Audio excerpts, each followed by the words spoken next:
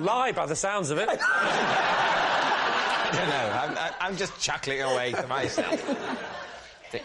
I can no longer drink orange squash. I tell you, I think I've become hysterical. I can no longer drink orange squash because it sends me berserk.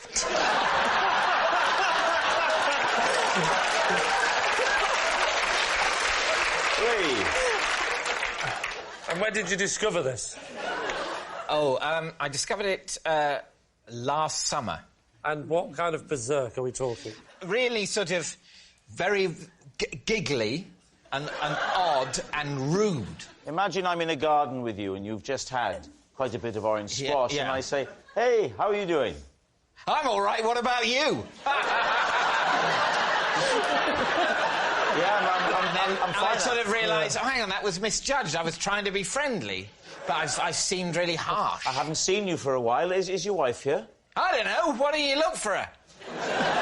She's probably out there rewrapping the car again! What was this event? It was a party at a friend's, in a garden at a friend's house. And how did people react when you became berserk? Well, I think most people were kind. But it was my wife essentially said, you've gone a bit weird. And maybe we should go. Have a glass of water. You've had too many, love. Yeah. So what are you going to say? Is he telling the truth? Maggie, you think it's... I think it's a lie. You think it's a lie? Phil? I say it's a lie. Well, then, if my team says it's a lie, then I will overrule and say it's the truth. Think it's the truth? I might overrule for what? I never overrule. Go on, then. But I'm feeling a bit like... Do you know why? I had a small sunny delight before the show. And I'm feeling a bit like... Yeah, whatever. David, they're saying it's the truth. Is it the truth or is it a lie? It is a lie. I once caused an injury to one man whilst trying to get a different man to say the word vegetables. Please, team. Right, just the word vegetables. Yeah. Do you really like the word vegetables? Not as a general rule, no, Okay. but I liked it when this man said it. Why? What was it about this man, the way he said vegetables, that was funny? Did he have a speech impediment? Or... No, he didn't. He was a very intense man, though, and he was also Austrian. I was with a friend once, and he was a colleague of ours, and I overheard him say vegetables, and we both found it incredibly funny. So, can you just roughly give us an impression of how he used to say vegetables? Even just He said it exactly like this. Yeah. Vegetables! And then we happened to be on a coach trip with him, and so we spent the whole coach trip trying to get him to say vegetables again. So where were you? Where were you going and how did you know I was on a school trip. I used to be a teacher, so we were... And he was a teacher? Yeah, he was a teacher. What did he teach? He was the head of languages, and he was... Head of languages? Yeah. The head of languages used to go... Vegetables! Imagine I'm the man. OK, I'm on the coach, I'm sat, we're driving... Off you go. So I said... Yeah? You're very big, aren't you? This isn't like him at all. You're very big, aren't you? That's it.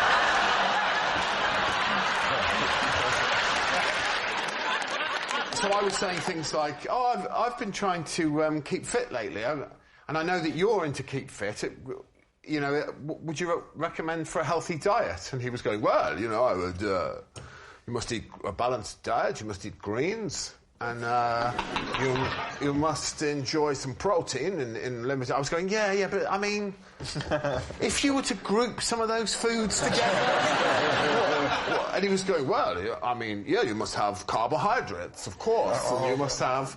And it was horrific. It went on for about an hour.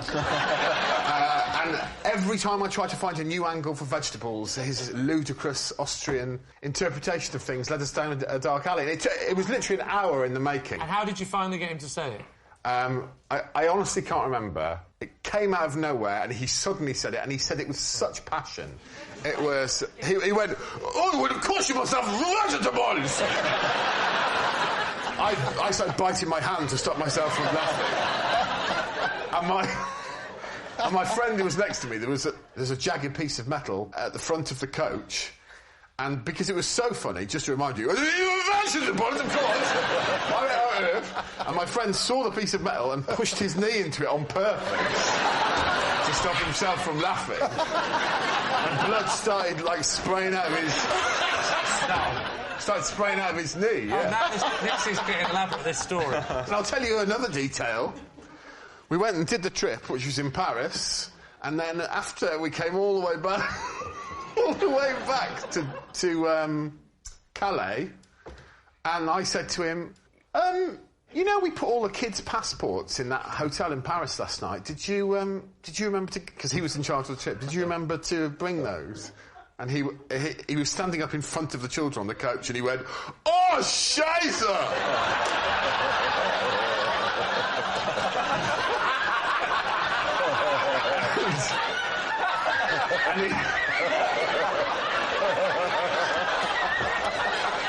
And we had to speak to the port authorities and get permission to take the kids on without passports, while he went back on his own.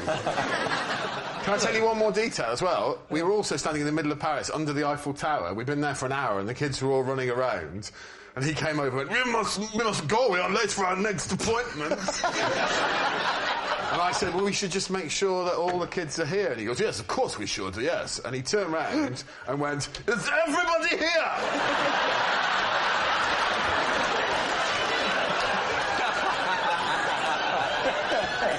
And all the kids went, yeah. And he went, well, then we will move on. Vegetables! What are you thinking, Lee? Oh. I think it's true. True from John. Yeah, definitely, yeah. I think lie. You are a fantastic actor, Mr. Greg Davis. Well, so what are you going to say? OK, what do we think, Alex? I think you'll find I'm BAFTA nominated. We're all BAFTA nominated.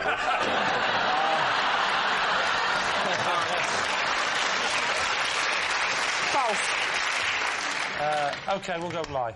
You're going to say it's a lie. Greg. Well, Truth or lie? It is the truth. Our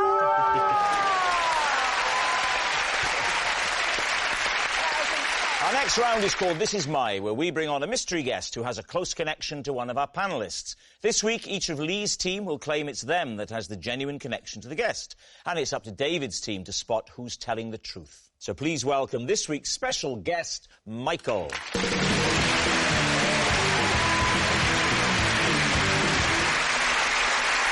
Right, we'll start with Diane. What is Michael to you? This is Michael. I once punched him in the face because I thought he was a ghost.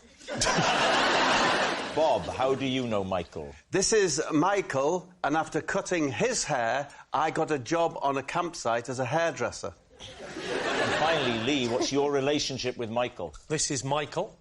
Together, we helped free a donkey that had trapped itself in the cubicle of a seaside toilet. So there we have it. Is Michael Diane's ghostly guy, Bob's campsite client, or Lee's donkey do-gooder? David's team, where would you like to start? Well, Diane, where were you when you mistook Michael for a ghost? I was backstage at the Theatre Royal Bath. And what were you doing there? I was in a play. What happened? You were in the dark, waiting to go on the wings? I was in the wings. In the wings, waiting to go on? And I'd been told a ghost story about this. Where that the was Theatre Royal Michael? Bath is haunted. What was the story? Well, that the theatre was haunted.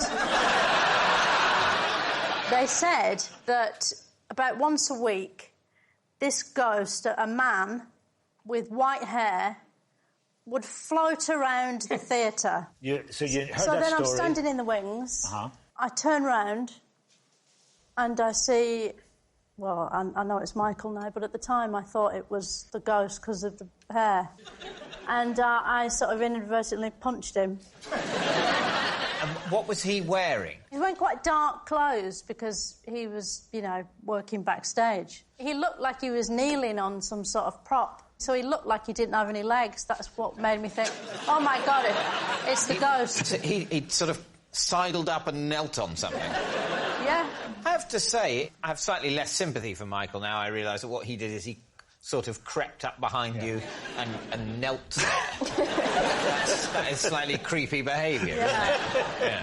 I did ask him why he was kneeling on the bookcase. Yeah, but I imagine at that point he was also asking you why you hit him. Yeah. Did he answer you? Was he able to say why he was kneeling on there? Yeah, he said there weren't any chairs backstage. All right, who next? OK, Bob, you cut Michael's hair, and this was on a campsite. Yeah. How did you come to... Because you're not a hairdresser, are you? I'm a hairdresser, David. You previously worked as a hairdresser, had you? I'm from a family, I'm the youngest of 4 boys. And in my family tradition is that the eldest is a priest, then a lawyer, then a teacher, and then a hairdresser. So it fell to me to take up the scissors. I was given my first set of scissors when I was 13. I actually had a pair of scissors when I was younger than that. Were you the 4th child? Yeah, no, it wasn't. It was more for, cutting out bits of coloured paper. Oh, no, these were Japanese steels. These were Yasakis. Right, OK. So you were given these hairdressing scissors at the age of 14? Yes. Had you undergone any further training, or just were encouraged to experiment? Well, here's the rub. Because Michael, or Mickey, Mickey the drink, he's...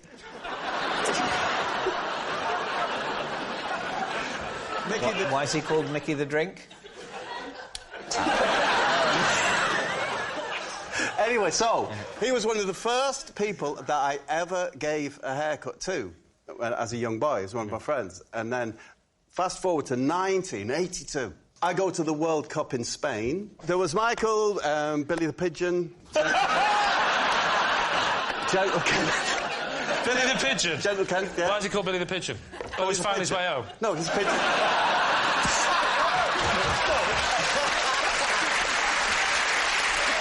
Because he had, like, a fat chest. We all went to Spain.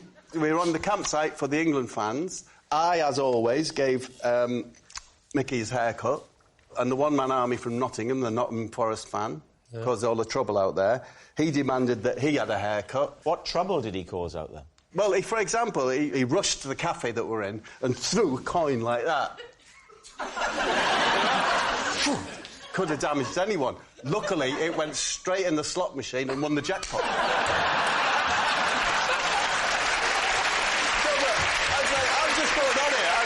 It was really rather simple story. So I cut Mickey's hair, I'd done since he was 13. So you'd cut his hair regularly? You first did when he was 13? When he was 13, one of the first people... You were his regular hairdresser? No, that would be a lie, but I would always cut Mickey's hair. Yeah. I was seen doing this, and before you knew it, over the course of the next 10 days, I probably did 50 to 60 haircuts. And were you paid for these haircuts? I probably was, but in kind. Right. Oh, because,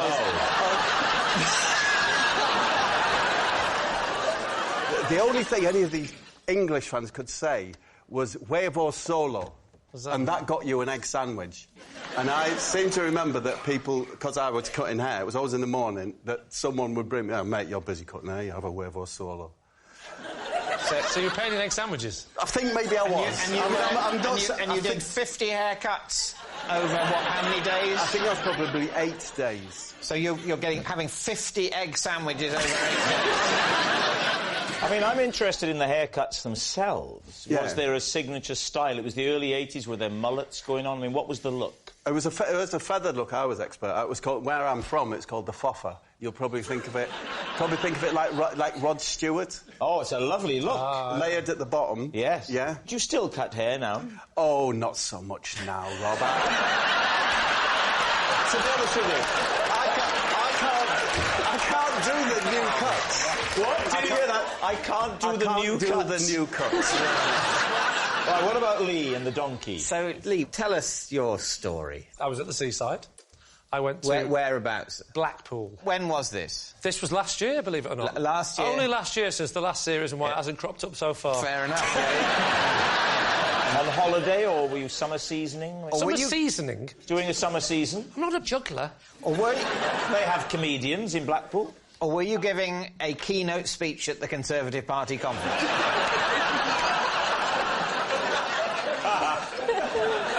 All right, I was doing a summer season. No, I was on a little weekend break. I decided to take my family to Blackpool. What sort of loos are these? Public toilets on Blackpool seafront. So you go into the loo... I go into the loo to use the toilet. Where's the donkey? The donkey is in the cubicle. The door was shut, and I did that thing where I looked underneath, and I just saw...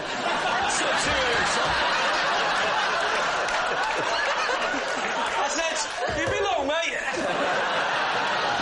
Which way was the donkey? Which way? Which way in was he? He was actually facing outwards, so the bottom was stuck in the cubicle, and the head was sticking out the front. So he reversed in, did he? No, he didn't reverse in. The toilet reversed up to him. Yes, he reversed in. OK. It turns out someone had witnessed this happen. Yeah. He'd gone into the toilet. Who is this person who witnessed this happen? It was some guy was in there. Some other guy, not Michael. There's a guy... And he goes, I tell you what's happened here. Yeah. This donkey, and what did he say? I walked in and I went, blimey, there's a donkey stuck in the cubicle. And the man told us, this donkey has wandered in from the beach, you know, where they do the donkey rides, and then someone had used the hand dryer, and he's freaked, ran round, got disorientated, and then reversed into a cubicle. And at this point now, Michael was in there, because the other fellow went out. He said, I'm not dealing with it, I've got to go. I'm just the one that's here to explain the scenario. He said, the guy said, I'm not dealing with this one, I've just got a leopard out of the sink. You can do this one. So he goes out, and the donkey's back end was literally stuck inside the cubicle. How did you get the donkey out? I pulled the reins as hard as he had reins. That's why we knew he wasn't a wild donkey. There's a lot of wild donkeys as well. I'm pulling at his reins like that, and Michael sort of tried to lean over the back, and he had his beach towel with him, and gently gave him a little... I wouldn't say a whip, that would be hard, but enough to make him try and come forward. But it just didn't work. We could not get this donkey out. Right. Died. Join us next week. Oh, what a legend! Yeah. At least it was the right way in to use the loo. Yes, perhaps he was using the loo. That's why he wouldn't come out. He needed the loo. Yeah. I hadn't thought of that. Yeah. I say donkey, I mean fat bloke. I remember I was a fat bloke, and I wanted to use the donkey. And he had one of those funny little Blackpool masks on of a donkey. It's all coming back to me now. I got arrested. I did 3 months in Parkhurst. The story. He's in 3 months in Parkhurst. But since we last did the show. Michael is a prison officer.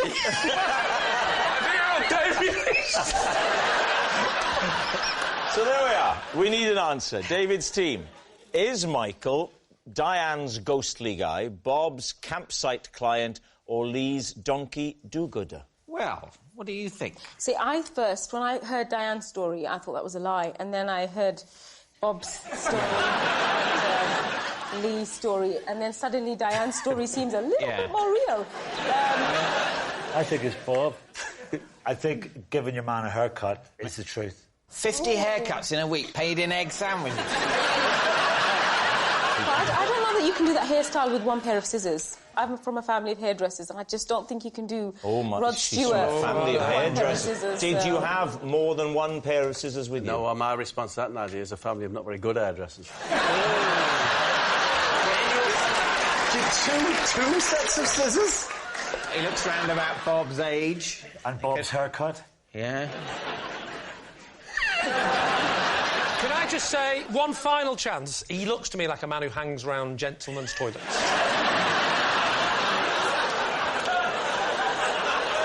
I'm going with Diane. Yeah. Going with Diane. We'll settle it. David's team are saying that it is Diane. Michael, would you please confirm your true identity? My name is Michael, and Bob gave me a haircut and a cancer.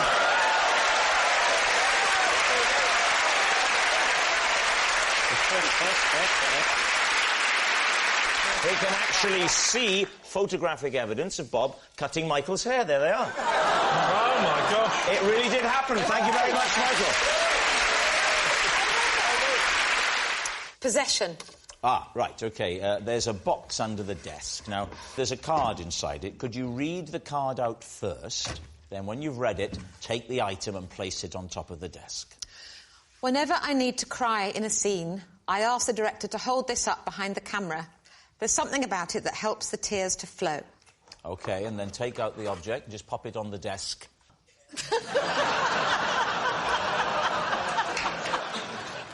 Right, just see if you can position it there.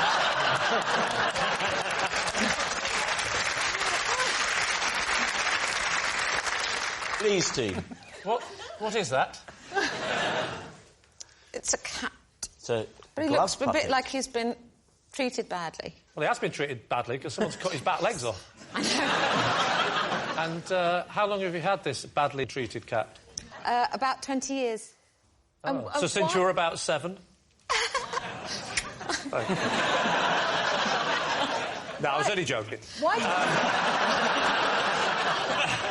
David will remember him from various scenes in Peep Show as well. Oh, this is good. I've never seen this done before.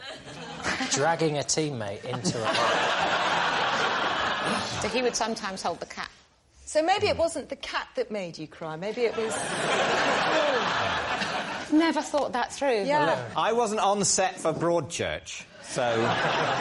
But the cat is called David, so maybe I've never made that connection before. So is David Tennant holding that up in Broadchurch? It's the director, normally, behind the camera. Right. But and why look. I know. Could I have David? Okay, just be nice. Not you. Thank you. What if you two were to sort of improvise a dramatic scene? Right, you're telling David, he's playing your husband, ludicrous, that you've met another man and you're going to leave, but you're sad because you have 6 children, you're going to miss them, it's not going to be easy. Ooh. I, at a given point, will pop it up, and when I pop it up, I want you to let the tears flow. Okay. Whenever Rob pops it up, a woman cries. I didn't hear that. I only assume it was very insulting. It'd be something snide. OK. Off you go. OK. Hello, darling. Hello, darling. I'm afraid I'm running off with Alberto, the guitar teacher. Alberto? What, even after I voted for Brexit? I just couldn't help myself. If only they'd trigger Article 50 more quickly, he'd be gone by now. I'm getting some political satire in. Are you all right, darling? Yes. Sorry. I will try and keep it together. I'm really sorry.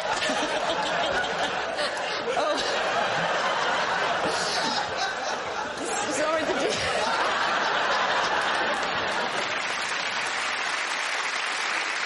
Is it possible to look at the cat to see if it looks 20 years old? Because I think... If you throw him to me, I'll throw him over to John. No, I'm not throwing him. Don't worry, he'll land on his feet. To be gentle.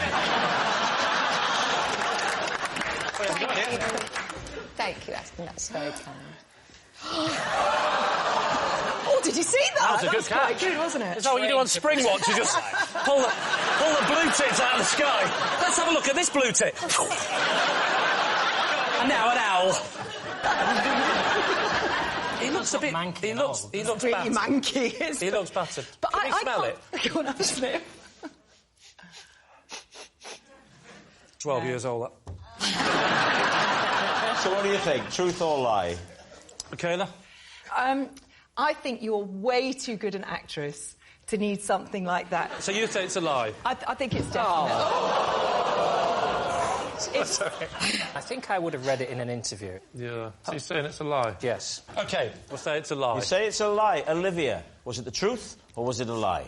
It is, in fact, a lie.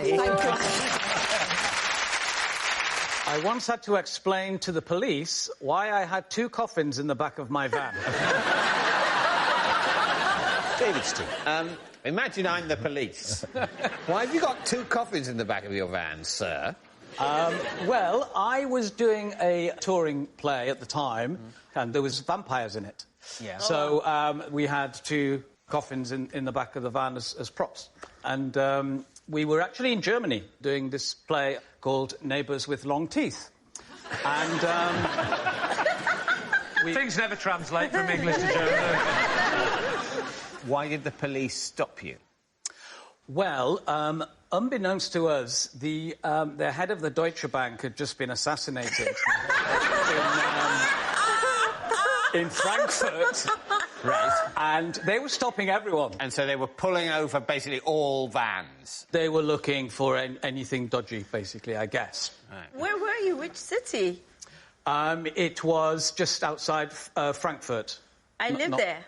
Do you? Yeah. So they pulled you over. Machine guns, everything. Very, very serious situation. Yeah. And we had to explain the plot of our play, Neighbours with Long Teeth. Because you speak a bit of German. So Yeah. you were the... How many of you were there? 3 of us. Oh, you should have said 9. What sort of venues are you touring around? Schools. Schools. So... The plot went that I was a sort of young 17-year-old schoolboy who'd fallen in love with my neighbour who was a vampire. And she came up out of the coffin, and that's where we first met. And what was the other coffin for? The other coffin was for her parents, her mum or her dad. I think they shared, because they're a married couple, they're allowed to... I mean, to be fair, Moxie is loving this show.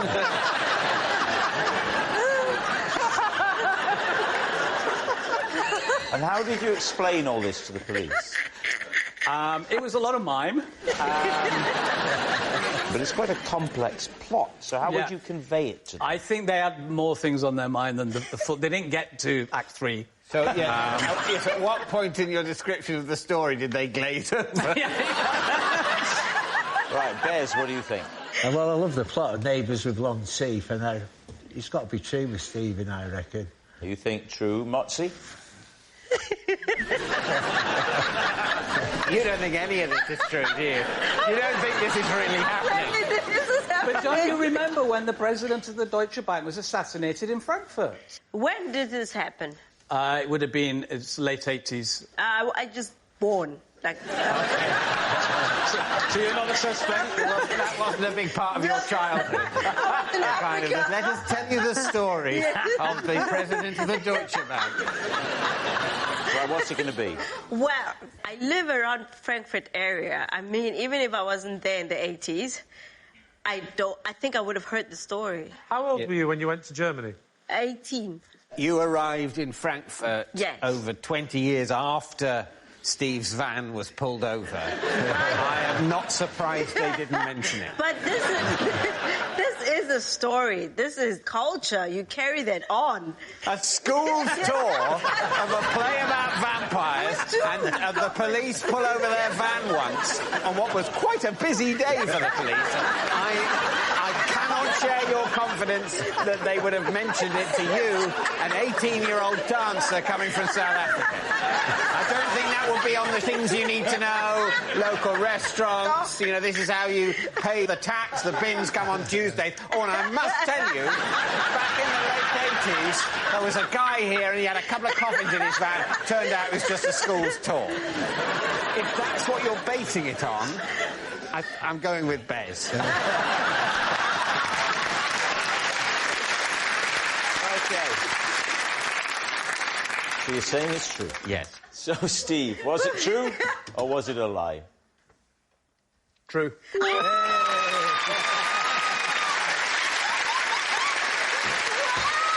they never mentioned it.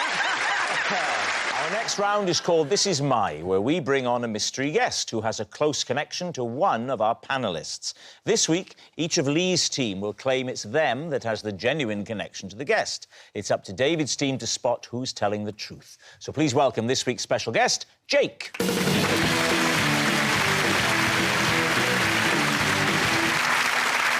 So, Oti, what is Jake to you? This is Jake, and on the German version of Strictly, I knocked his tooth out with a high kick. So, Oti's damaged dancer. James, how do you know Jake? This is Jake. When he split up with his girlfriend, everyone blamed me instead of him. Right, James's break-up buddy. And finally, Lee, what is your relationship with Jake? This is Jake. I once knocked him into a grave with a frisbee.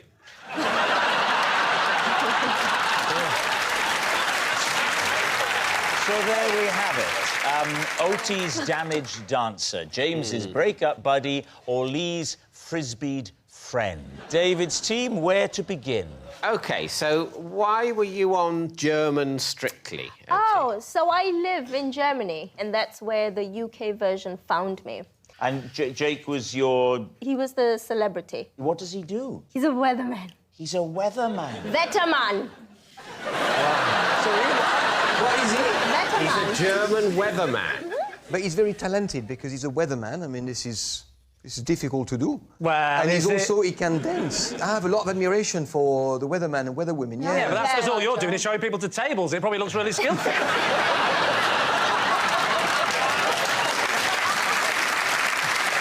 How good a dancer was he? Because on Strictly, you often have people that aren't very good. We made it up to week 9. Oh, that's not bad. No, in German, that's 0, so it means week 0. No.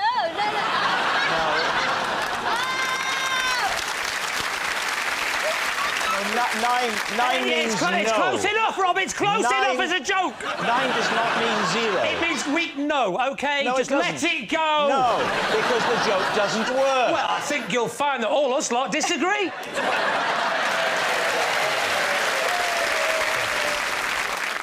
So what happened? You said you hit him? Yeah, so this was during a live show, right? And the worst part is that was the end of the number. So you have to go there and stand by the judges. No, the worst part is it knocked his tooth out. Typical dancer mentality, and the worst thing is we got judged terribly. But did you get through to the next week? Yeah, it's Germany. They vote. Germany have got a terrible history for voting for the wrong person, don't they? Why is that an ooh? Surely you would agree with that. Yeah. Why is that contentious? Yeah, is that a room splitter? Yeah. Oh, no, we liked Adolf Hitler. Are you all right? Yeah, I'm just contemplating the rise of fascism.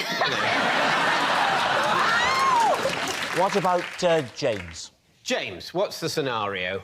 This is Jake, and when he split up with his girlfriend, everyone blamed me instead of him. Why? Because I had to deliver the news. What do you mean? We wrote a letter together. We were like 15, and it was Jake's first girlfriend, and he hadn't got experience of how to break up with people. And to be fair, not even less. And we decided, he's like, I've got to break up with her, and I don't know how to do it. Why has he got to break up with her? They weren't really clicking, they didn't have much chemistry. Right. Did you write it together? Yeah, we wrote it together in a field. Do you remember that letter at all? It was... I remember it started off with, Dear Yvonne, this is the hardest letter I've ever had to write. Why were you in a field? We went for... We liked to go for a lot of walks, me and Jake. I can see what's happening here. Am I the only one that knows what's happening here? Why didn't he write it on his own? Why you? Because I think he was worried he would say the wrong thing, and so we tried to, like... So he wanted to make sure? Yeah, it's like, maybe we can work on it together, and we sat down in the field and we wrote this letter. And can you remember more of the text? I know that it didn't really drop the bombshell until a little bit in, because I remember when I gave it to her, to begin with, she was very excited to receive a letter from Jake, and then she was going through... Did you stand there while she was reading the letter? Yeah. You stood there? Well, I just stood there. So she was in my form. Yeah. So I had to go over to her table and go, oh, this is from Jake. And she was like, oh, Jake's given me a letter. And then all the girls on the table were like, yes! Why did you give it to in front of other people? I was 15 years old. You're a grown man. Did she look at you, like, did she blame it on you straight away? Yeah, as soon as they all got to that bit, they all looked at me and were like, oh, I'm really furious with me and really angry. Right. I see. And Jake was, yeah, I mean, Jake's a wild boy. They kind of expected it from him.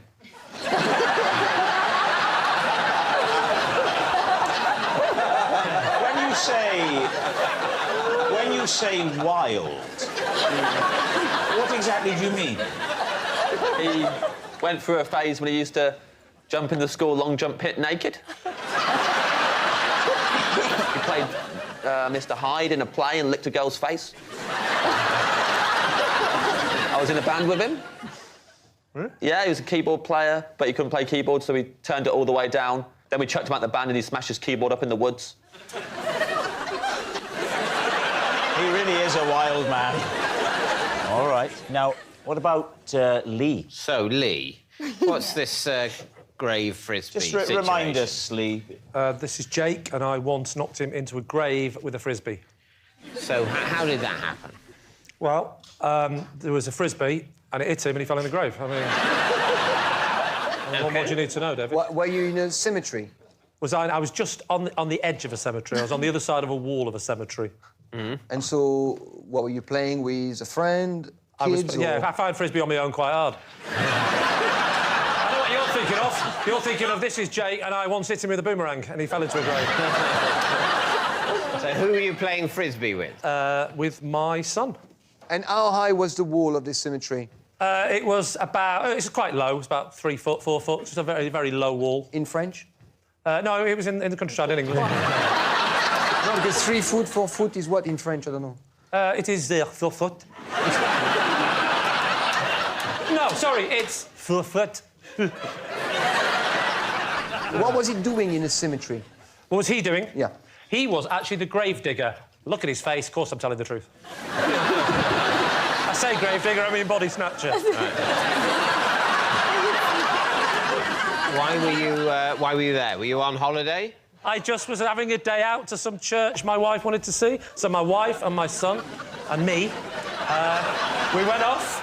We went off to a field, had a look at a church. My wife loves the church. She had a look at the church. Me and my son are not interested in church. Are you all right there? And I said, well, me and you, we always take a Frisbee because everywhere she goes and looks at, we're often on Oxford Street when she's shopping. So how did she find out about that particular church? She went on Google when she was looking about slugs.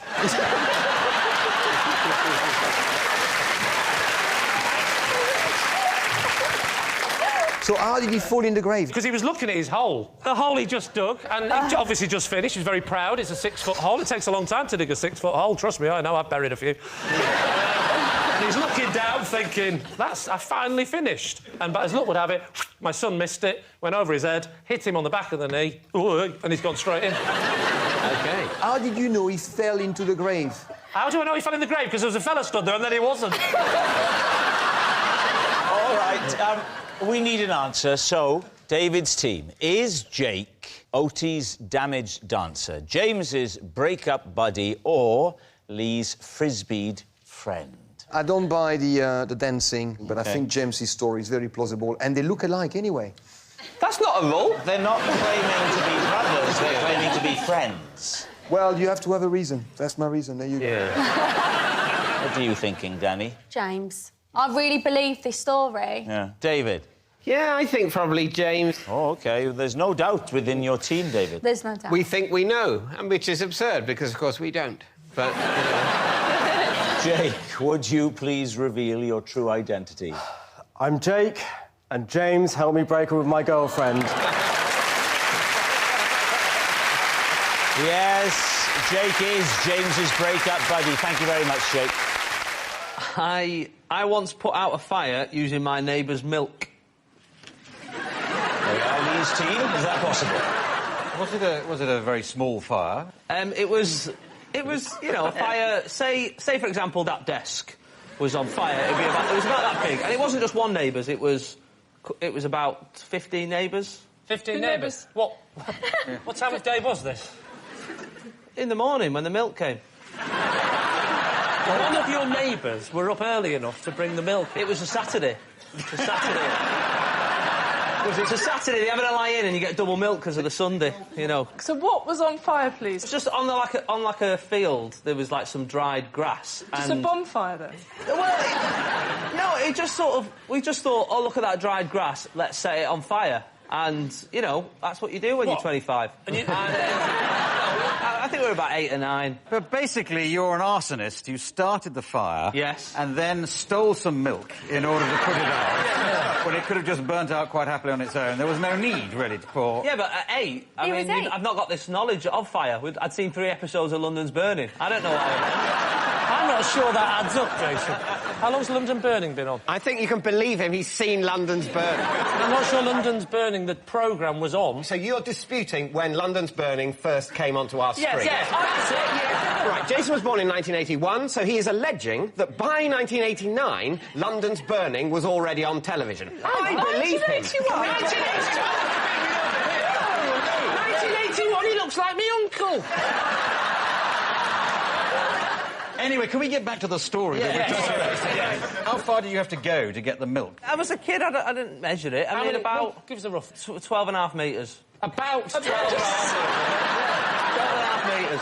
Right. Why don't you just get a knock at the door and say, quick, the field's on fire? Because then that would be admitting that there was a fire, whereas in this instant, the only thing that happened was a milkman got sacked for not delivering milk. So there was, just to clarify, before we say our decision, you took how many bottles of milk to put out the fire?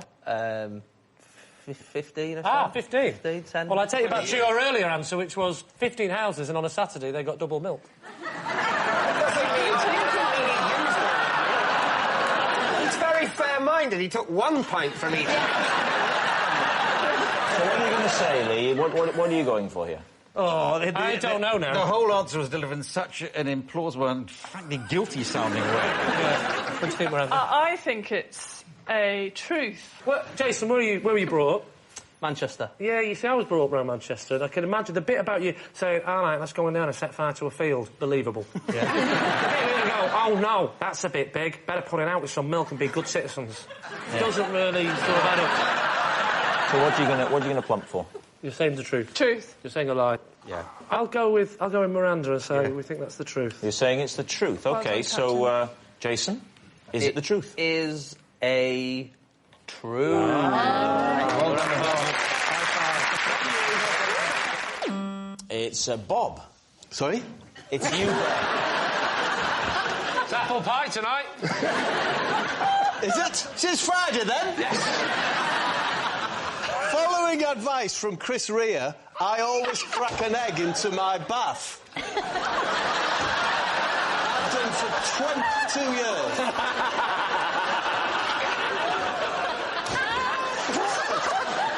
We should say, for any of the younger viewers, some of my fans, who Chris Rea was a very popular singer. When did Chris Rea give you this advice, and in what context? I was making a single for Middlesbrough Football Club's FA Cup appearance called Let's Dance, which I did with Chris Rea. And after we'd completed the recording, he popped me into the bath, and there was an egg. It's an egg in it. He popped you into the bath. It's been a long day. You must be very tired. Yeah. I'll just pop you into the bath. Yeah. So where was this bath? Was it at the recording studio? It's on a little island in the middle of the Thames. It's as rare as recording studio is. So you've been recording, presumably, in a room without a bath? Absolutely, yeah. And then you finish the recording, everyone's very happy with the track. Yep. And he says, Bob, you look tired. Maybe your joints are aching this way. No, it's not exactly like that. It says, that's it, Bob, I think we've got that leg. That's your bedroom, that's your bath. I've popped an egg in there for you. Is it Geordie? Yeah. He's like where I'm from, Middlesbrough. Right. But he's much more Middlesbrough than me, like. And why would he put an egg in your bath? What was the thinking behind it? I've never found out. You've done it ever since. All I know is that I woke up the next morning and I have never felt so alive. Was the egg still in its shell, floating, or had he gone... No, the white had dissipated. Does that work? Yeah. It's fabulous. It's fabulous. It's non-greasy, which is a boon, isn't it? Is it non-greasy? Yeah, honestly. It's less greasy than water without egg in it? Do you have to mix it up, or do you just crack it and let it float? Do you know what? You get in the bath, even in the bath where I am now, and you get in and you really don't want to burst the yolk. So the white goes, but the yolk's there, and you move like that, and you try and get it to come towards like that. I don't know why, but you just do. Have you ever had it get in your mouth? You get it there like that. And then you get the yolk, and I use it for hair conditioning. Really? I don't know how much hair, but to condition the hair on my skin. So, just going back to the original occasion, Chris Rea had already run you a bath. Yes. I forgot about that detail.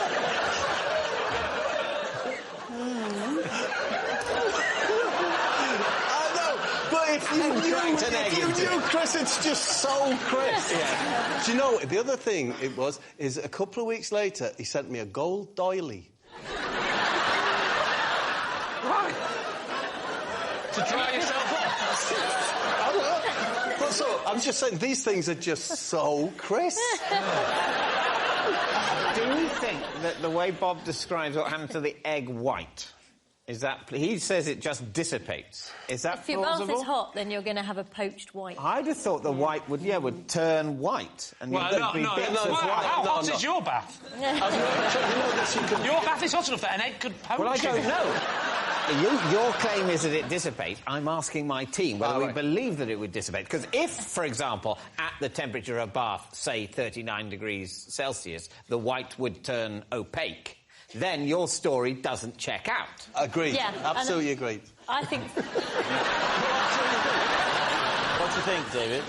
I think it's fair to say that if anyone else had made this allegation about Chris Rea and an egg in their bath, we wouldn't be giving it a moment's consideration. Somehow, coming from Bob, it might be true. It's true. I think... You think it? I think it's true, because he's been about a bit, Bob. No. I think the white would poach. Yeah, I think the egg is the important chemical part. analysis of the behaviour of the albumin. David, honestly, one thing, please don't base it on the albumin whitening. It does not happen. It does not. I can't have a bath at 80+ degrees. Is that the temperature at which an egg white will 80 it'll start at about 80, yeah. Honestly, please don't base it on that. What should I base it on, Bob? George... What are you going to say? Instinctively, I believe it. We're going to go true. You're saying true? OK, so, Bob, Chris Rea, eggs, baths, is it the truth, or is it a lie? This is awful. I was telling a lie.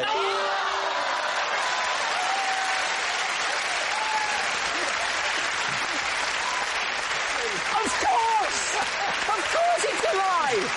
He said Chris Rea put an egg in his bath! Of course it's a lie! It's obviously a lie! Who could possibly believe that? It'd be more likely that someone was stuck in a car wash for 3 hours. Possession. Under the desk, there is a box. Could you pop the box onto the desk, and before you show us what's in there, read the card out. The object in this box is on display in my bathroom, but I'm too scared to touch it. For that reason, David will now reveal it. David, could you take out what's in the box? Oh, OK. Yeah. Is that a tarantula? Yeah. I got it when I went on a course. What course? If you don't like spiders. And then that is your, party bags. Party bags. I see, a phobia course. Yeah. You can put it down if you like. We've seen a lot of it, and we don't want to scare people. So, the course was, a week long? 2 weeks? No, it was like a full day. And how did you find out about this course? Where was it? I don't say on the web. I'm not going to accept that. I'd heard about it. The word on the street. Are you scared? Are you nervous? Yeah. So you go for this course. You go for this course, and then at the end, what they say... Never mind the end. How does it start? OK, welcome. That's how... not literally how does it start. I don't want every bit of detail. Just tell us the first thing they do to overcome the fear of spiders. So they come in and... No, you go back to the beginning bit again. I don't want the coming in bit, because now you've gone further back than the hello bit. They say, thank you for coming. What's quite nice is that you're with other people who are scared of these little creatures, so you all find bonding, like, hi, I'm Claudia, I'm scared. Big ones or little ones or furry ones or, archy ones. You know, there are all kinds of different... Spiders. Yes. And... what do they do? And I'm only going to ask you one more time, Claudia. What do they do? No, what they do. OK, good. I'll tell you what they said on the course, which was absolutely compelling, which was, you are not alone. You're not alone. There are spiders everywhere. Did they do sort of aversion therapy, perhaps, where you were confronted with spiders? Yes, that... Oh, yeah. Exactly what never happened. give them the answers. That is exactly what happened. Yeah. We had to meet spiders. Right. Correct. And they... You've just been fed that information, and that's No, the first... no, that's after what you've answered happened. every question Honestly. so far, they said, hello. Yeah. But on this course, they said hello 13 times. And then even when you get to the aversion therapy, it's still a form of hello because you get to meet some spiders. Can you tell us one thing they did on the court? Oh, we all had we had a lovely lunch.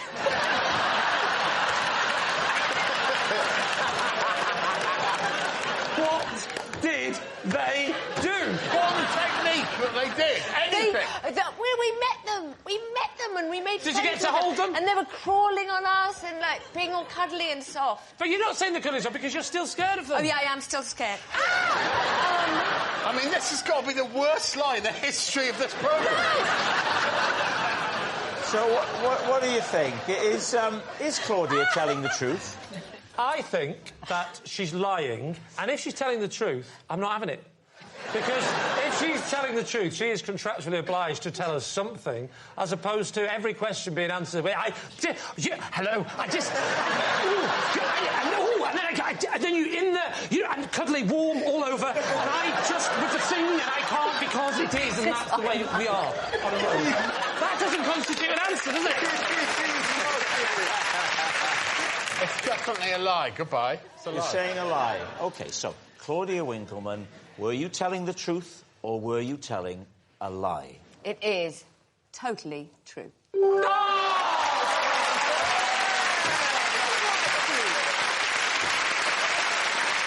This is the sweatshirt that my wife and I put on together when we are cozying up on a chilly evening. We call it the cuddle jumper.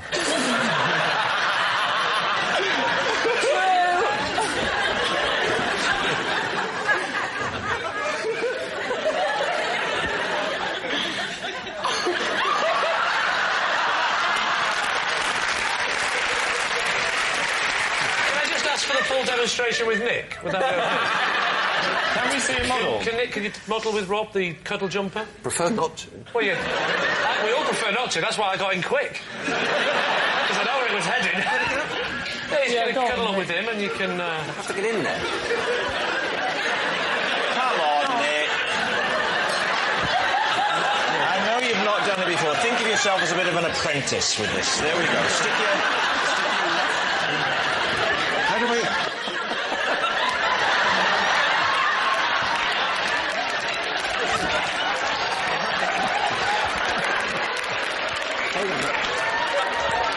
You have to get your arm down.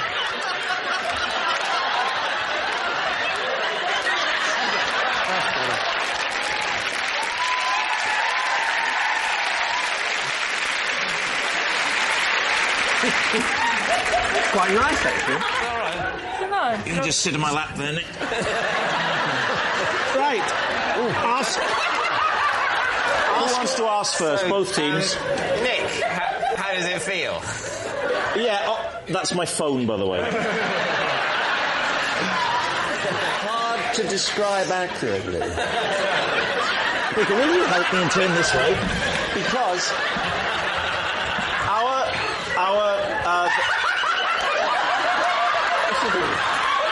I'm not doing anything. I'm not doing anything. Our television room is very drafty. So, what are you doing? Whoa, come back. It's very drafty. And we saw this on a shopping channel, and we ordered it for a laugh. And it's actually, I mean, you'd have to admit, it's very cosy. He looks like a ventriloquist dummy now. I'll tell you what, Orville's let himself go, hasn't he? So we ordered it, and we don't wear it every night, but we do wear it sometimes. Is this the position you'll be in, where your wife will be... No, because we have more than one chair in our television room. So we sit on the sofa side by side. On the sofa, wouldn't yeah, but we haven't got a sofa. Well, that's a good question. You might have more than one chair. Have you got more than one jumper? It's a cuddle jumper. Well, why wear jumpers and cuddle up? Why did you get it in orange? We wanted that Guantanamo feel, you know? Do they have pants, too? No. You could have pants, couldn't you? 3 legs. Are you suggesting that you lose the pants? Does the design lend itself to intimacy? Yes. Not tonight, it doesn't.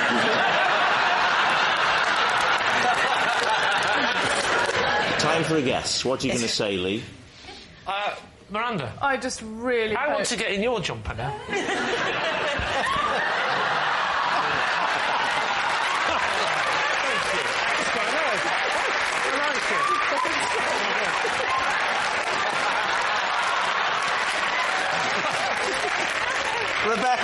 Rebecca, this does put some pressure on you. See the mile being his trousers.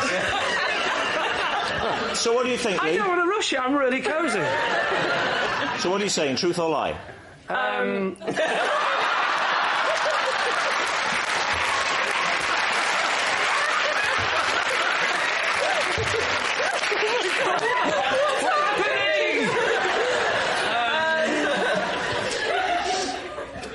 We think it's a try. It's a try. Hang on, we have to consult our other team member. Come over here.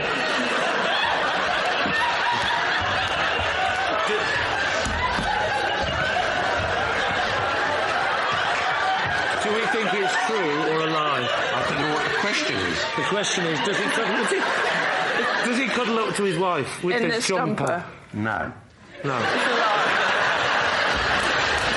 Nick, got strong thighs, this boy. And you've got a very bony bum. David, what about you and Rebecca and Jack? What do you think? I think it might be true. I think it's true. In a bizarre, perverse Quick as you like. universe. We'll go for true. You're saying true, and what are you saying? Oh, I forgot. Let's go back and ask Nick. We said it's a lie. You're saying it's a lie. Well, I can tell you, it's actually a lie. Now what do we do?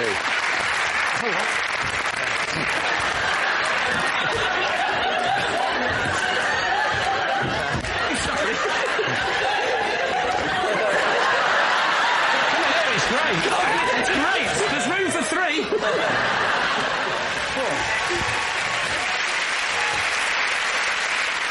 Yes, thank goodness it's a lie. It isn't the sweatshirt that my wife and I put on together when we're cozying up on a chilly evening. As a child, I had so many imaginary friends, we formed an imaginary gang.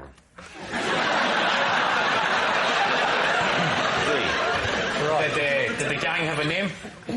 Yes, the gang were called the Guy Buys. The what? The Guy Buys? They were called the Guy Buys. How are you spelling that? I never had cause to spell it. I'm talking about, you know... If you had to spell it now, how would you spell it? G-Y hyphen... by B-I-E-S. How many were in the gang? There was quite a few. There were 12. The same number as apostles. Well, it does occur to me that this was a harmless little messiah complex. Right. So did you appoint yourself head of the imaginary? Yeah, I was basically Jesus. Do you still keep in touch with the rest of the gang? They were imaginary friends, so they sort of disappeared as soon as I stopped thinking about them. What, did you have names for the Guy Buys? I think I borrowed names from people I knew at school and my brother. They were like Mark and Andrew and all the apostles. Oh, no. They were, and Chris. Judas? Chris isn't... Chris, and obviously Judas Iscariot. Yes. Did you have a favourite guy by? Chris was good. Did you have a rival gang, the Guy Buys? Was there a feud or anything like that? Well, there was always our main enemy was the Joker, which I think I borrowed from Batman. What would he do, the Joker? Oh, just, rob banks and stuff, and we would, we'd chase him on our bike. All 13. They were very good at getting on the back of the bike. You were like a Red Cross display team, weren't you? They were. I sort of imagine them sort of diagonally stacked. Did you all sleep in one bed? Oh, they weren't really... This is pretty... As much as I encourage the Guy Boys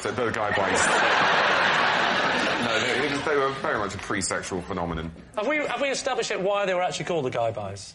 No, it's just the sort of sound that children make. Well, that this child made. Well, see, the thing is, guy buys sounds like baby talk. You know, it might be like just some words that you formulated, but you also were aware of Marvel comic enemies at that age. Batman wasn't a Marvel character. Batman wasn't Marvel? No. Marvel's Spider-Man, Captain America, the Hulk. Superman was Action Comics. I hate him when he does that Stephen Fry thing, don't you? All that knowledge. All that knowledge. An answer is what we need, so... Go now. Just a minute. Are you doing me again? I'm flirting round the edges of you, Terry. If you're not careful, I'll set fire to you. Right. Right, what are you going to say, then? What are you, truth or lie? Sounds plausible. Young guy, read a few comics, read the Bible, melted the two in his head and formed the guy bite. Wow. It's like having Inspector Frost in the studio with us. What about you, Katie? Which way are you leaning? Well, I think he clearly has a wonderful imagination. That's clear. So I think, yes, it's true. OK. I will say it's true. You're going to say true? OK. Robert Webb, truth or lie? It is a true thing. As a kid, my parents denied me chocolate, so every Easter I had to run around the garden and hunt the Easter onion. The Easter onion, yes.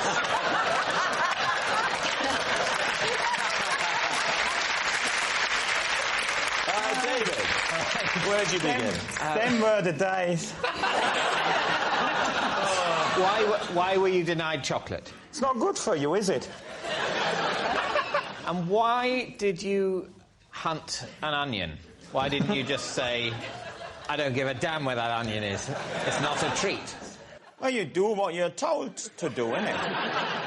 As a kid. So you would look for the onion, and you would find the onion, and you would say... I'd say, da ist die Zwiebel. What? What? Well, there is, in Germany, saying, there's the onion. What would happen then? Then I would hold it aloft. And...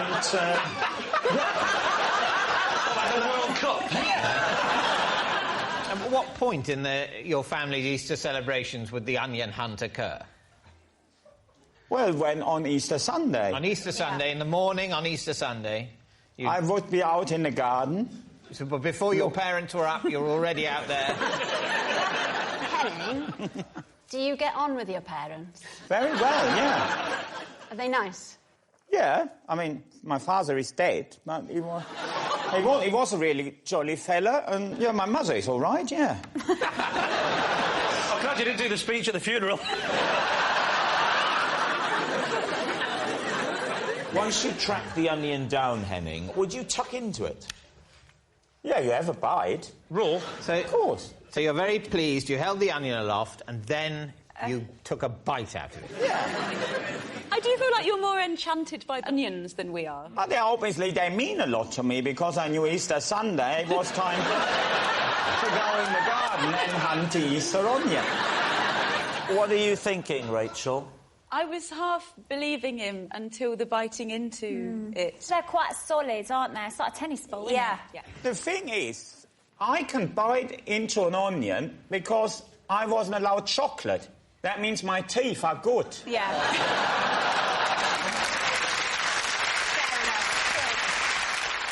Would your mother and your father, when he was alive, would they share the experience? He would occasionally bite in an onion. You'd hold it aloft, they'd say, well done, little Henning. And they'd all... Look what Henning has done. And then...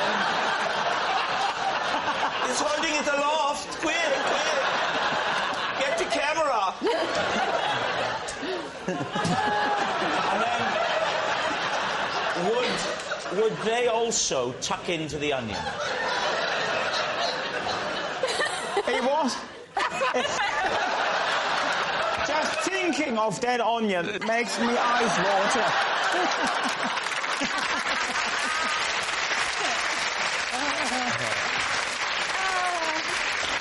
What do you think? Is that truth? What do you think? Well, even though he started crying at the memory, I don't know. They're crocodile tears. He does seem very moved, doesn't he? What do you think, Alex? I hope it's true, but I think it's not. I think it's a lie. It's a lie. You're saying it's a lie. Henning, did the Easter Bunny bring an onion? Sadly, it's a lie. Ooh, possession. Right. There should be a box under your desk.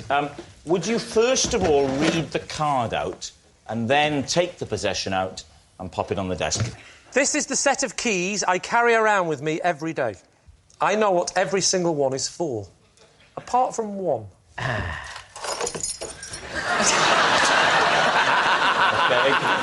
Box back on the floor. Just take us through the set of keys, Lee, in your own time. Okay. Please don't feel you have to rush. It's not say in his own time. It's all of our time, really. Yes. Isn't it? But OK, carry on. So, now, I've got 3 keys that look very similar, so I have to put those little things on to give you the different colours. And these colours help me a lot, because that's for the blue door, that's for the green door, that's for the yellow door. Yes. Now, I'll never forget, because the blue door is blue, the yellow door is yellow, and the green one is my next-door neighbour, Shakin' Stevens. Yeah. And, what lies behind those doors? So that's my front door key. Yeah. And that's blue. Genuinely is a blue door, my front door. OK? The green one genuinely is my next-door neighbour's key, but it isn't Shakin' Stevens. Yeah. I'm not an idiot. It's Howard Jones. And the yellow one is the key for the door at the back of the house. Now, this one, that's the key for the front door, the bottom lock. What do you call that? Bolt. Yes, I wish I could.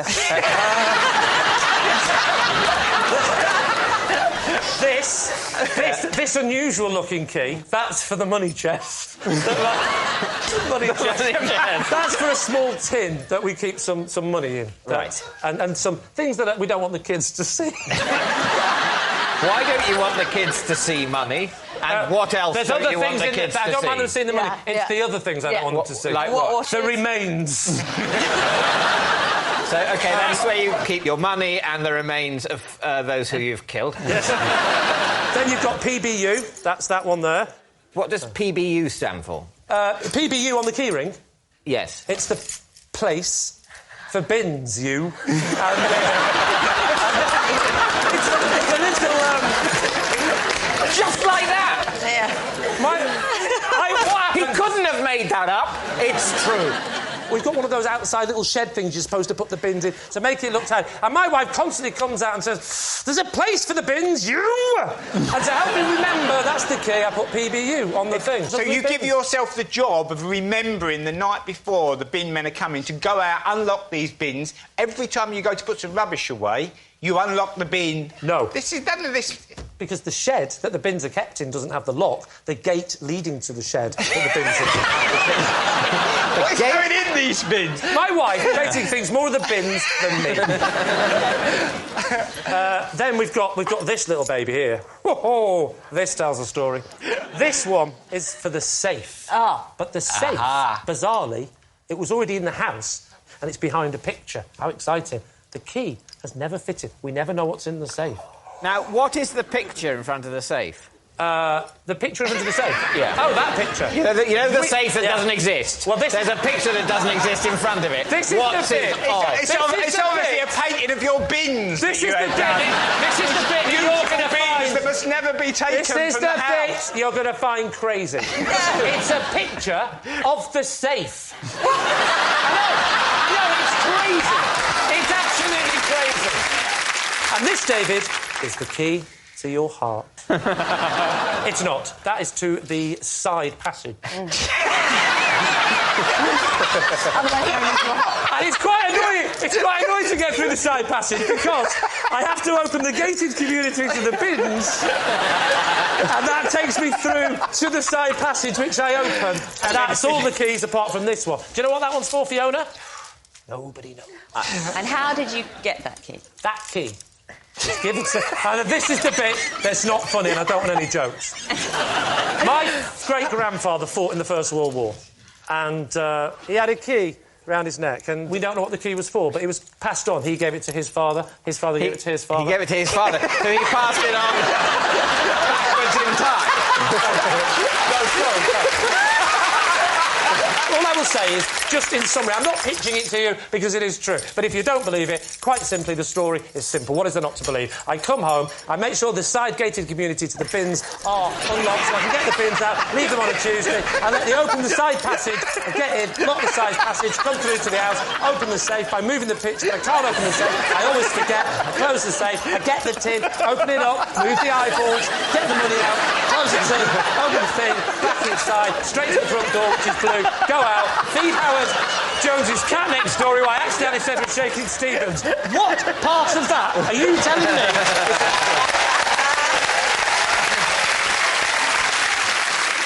So what are you going to say, David? What does your team think? I think we're going to say it's a lie. Saying it's a lie. Lee! Was it the truth or was it a lie? It was a lie. His possession, but I was young.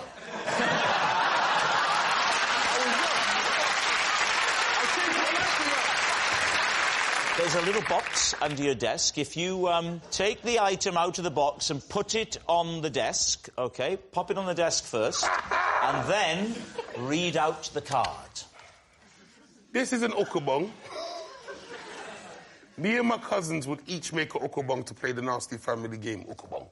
There we are. Lee's team. So you're saying it's called an ukabong? Ukabong. Ukabong. How do you spell it, Nasty? Just spell it for Lee, because he's a bit slow. U-K. Yeah. A. Yeah. And then bong. Bong. U-K-A. And then bong. Bong. How do you make it? What's it made of? It's a sock. It's made out of socks. Yeah. What's inside the sock? More socks. More socks. Is it just lots of socks? So, boom, basically, it's a family game, and everyone has their own ukabong. Do you hit each other? Yeah. It's your own tool. So you whack people with that? With the ukabong? Yeah, with your own ukabong. But there's stipulations to it. You got to all be in a room, and you got to turn off the lights. Yeah? And the hit only counts, yeah, is if you hit someone and you say ukabong. If you hit someone, yeah, and you don't say ukabong, the whole room rushes you. And then my grandma says the first one who cries gets beaten. We'll be in my grandma's, yeah, up top room. Boom, there's like 15 cousins and my Uncle Simon, yeah? Boom. My Uncle Simon's a cool cat. He was a cool cat. Yeah. Yeah? So, boom now. Everyone's got their ukabong. David is very nervous. Yeah. I haven't even got my own ukabong. I'm defenceless. Hang on a minute. No, I've got one here. There you go. Thank you very much. So, boom now, yeah? We're in the room now. It's where it's all dark and that. Swinging at everyone. Ukabong, ukabong. So then, boom, if I hit you, ukabong. Yeah. Obviously, it probably hurts. You go, oh. But then now, my Uncle Simon, yeah? We thought he had the special ukabong. Oh, this is taking a sinister turn. Man thought his ukabong was sent from God. Do you know what my uncle used to do? He used to put a tennis ball in his ukabong. Do you know what? I thought it was going to be worse than that. So, he would come with, like, Zeus's ukabong. One shot, KO. Everyone's out. Starts crying. Grandma comes in. Everyone gets their ass passed. We have to read Bible.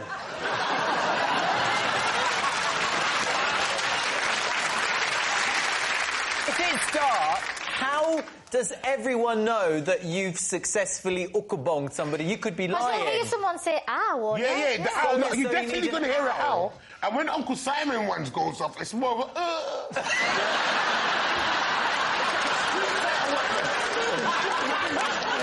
What do you think, Scarlett? I want to do it. Yeah. I really want to do it now. I think it's true. Scarlett. Yay, Connor! Yes! Hang on. Yes! Ukabong! This is fun. Hey guys, I've got a great idea. Let's all ukabong Rob.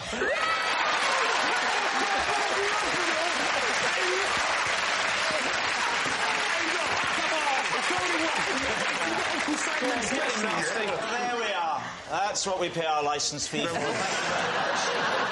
What are you thinking then, Lee? Why don't you go for a guess here? What do you think? I think it's 100% true. You do? Why? Yeah. Because it's just fun, isn't it? I can imagine you doing that. We did Is that fun? Ah! Sorry, Ukkabong. Okay. Oh, yeah, no, I'll have to attack him. That's just domestic violence without Ukkabong, bro.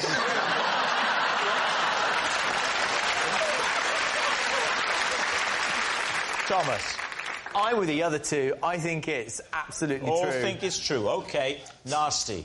Truth or lie? Truth! Every time I lock my front door, I squawk like a parrot. That way...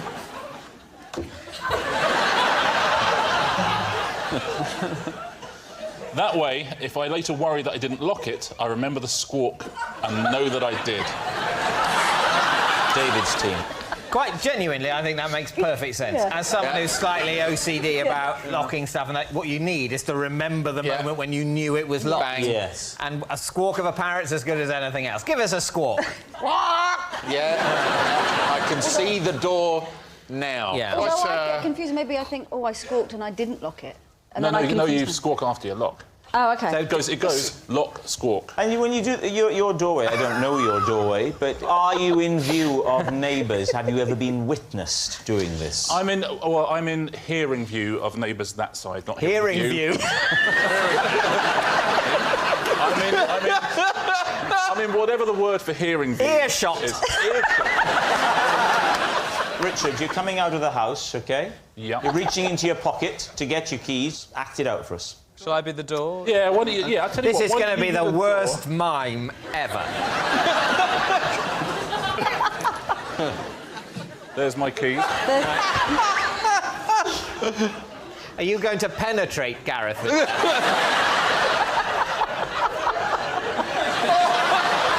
you don't want me to do it, I won't do it. No, we want you to do it. Sorry.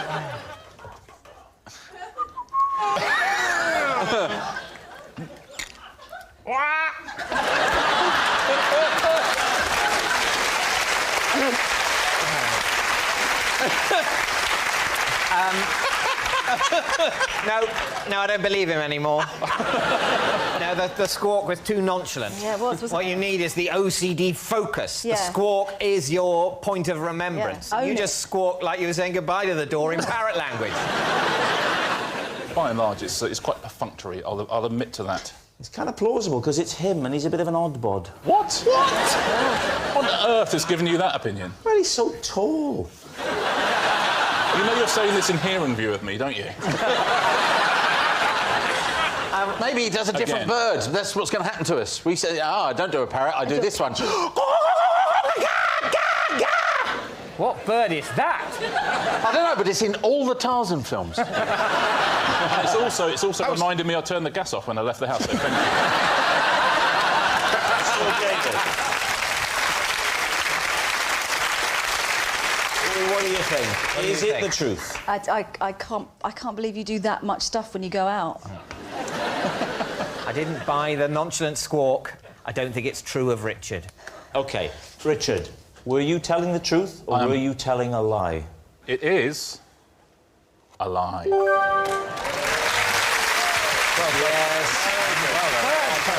It's a lie. Jeremy Paxman didn't talk to me for a week after he caught me drinking from his Snoopy mug. Lee. I'm sorry, I'm very ignorant. What's a Snoopy cat? Snoopy, you know who Snoopy is? Snoopy's a rapper and... he's a cartoon character, a comic strip. Snoopy the dog? Snoopy the dog. Snoopy the Charlie dog. Brown. Charlie Brown. Jeremy Paxman has a Snoopy... Mug. Mug. Yeah. Cup mug thing. And how did he come about finding out you'd had... Was there lipstick on the coffee cup? No, he caught me. He actually caught you? You were lips on cup? Yeah. What did he say? Well, so picture the scene, right? I'm Jeremy Paxman. No, because you have to play him, otherwise I wouldn't be able to say it because I wasn't there. I'll be you, right? News. That's That's you rehearsing. That's me. News. All right, I need a little break. News. I need to go and see... News. Paxman! Paxman's in. Isle of Mull, Highland Cow. Hang on, you're both doing you now. No. Don't do you. He's doing you. I'm you and you. Right. He's doing you. I'm doing you. No, let's be very clear. I'm at my desk. Lee is doing you. I'm you. You are doing Jeremy Paxman. You're at the desk. I'm rehearsing, so I'm saying news. I want to go independent, but I'm not allowed to say it publicly. I get my lips on the cut, or I might not want to go independent. It could go either way. I'm not going to say it. I get my cut. Stop. I get my cut. I'm left-handed. I get...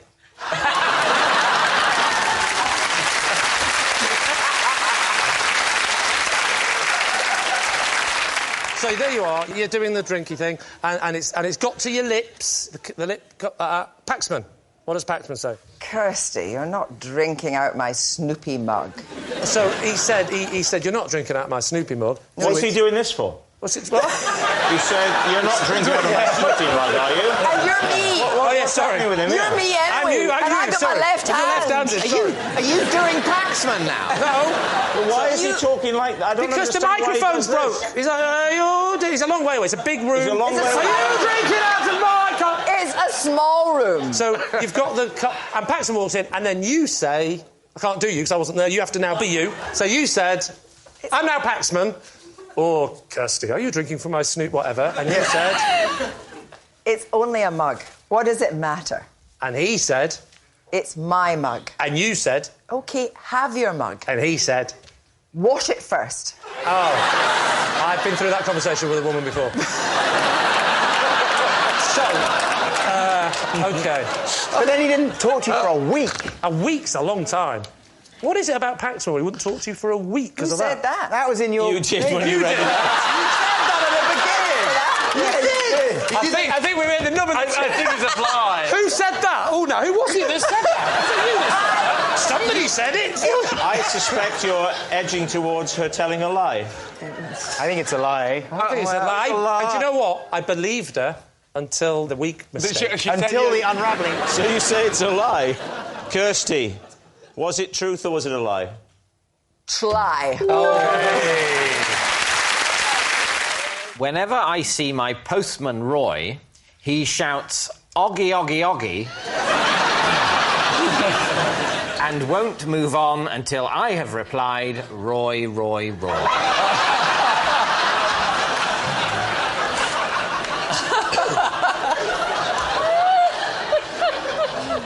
Does he only do this when he's at your door or if you pass him in the street? It's whenever I see him. Whenever you see him? Yeah. So I try and avoid him. Is he a very friendly person? He is friendly, but what's his name? His name is Oggy. No, Roy.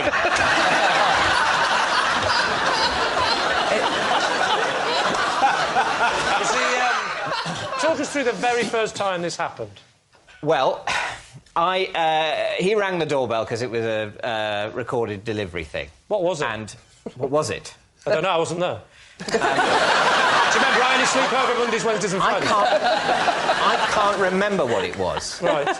OK. So he's rang the doorbell, and then what happens? I'm not in. So. Very handy answer. Yeah. On another occasion, with a different delivery, I am. I opened the door. Why, is he not knocked? Before he'd rung the bell. Yeah. No, or did I ring the bell? No, it must have been him. No.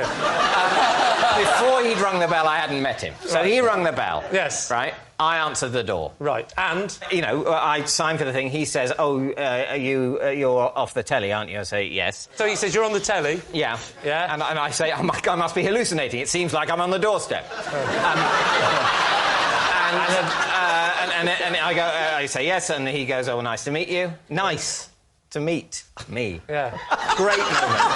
Great moment. Yeah. Anyway, the next time I see him, it's out on the street. Oh, I see. So this is a different time now completely. Right. Now you just bump into him. And now he goes initially, hello. Then he goes... Oggy. Wow. And goes, you know, like... And I've remembered his name is Roy. I go... And he says, so, Roy, he makes me, goes, Roy, like in a questioning way. So? And I go, yeah, Roy. Does he do it to everyone? I don't think he does it to everyone. Actually, much as I'm a funny person. Yeah. I mean, peculiar. I don't just, you know, I'm not saying it's not up to me to say. but I'm a peculiar person in that I hate this, but I would be hurt if I thought he did it with everyone. Tell us about the second time it happened. I can't really remember. You will definitely remember the second time, David. It's awkward. So that won't wash. Talk us through the second incident now. OK. I remember it as if it were yesterday.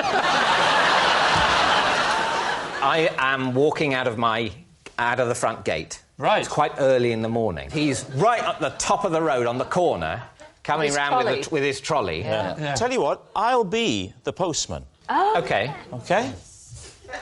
Yeah. I'm walking. OK. Was that a Zimmer frame? It's my trolley. I think you know it is. Rob, you'd be whistling, I think. I was about to whistle. Now I'm coming out of the front door, slamming the front door, walking along. Oggy! Oggy, oggy, oggy! Roy! Oggy, oggy, oggy! Roy!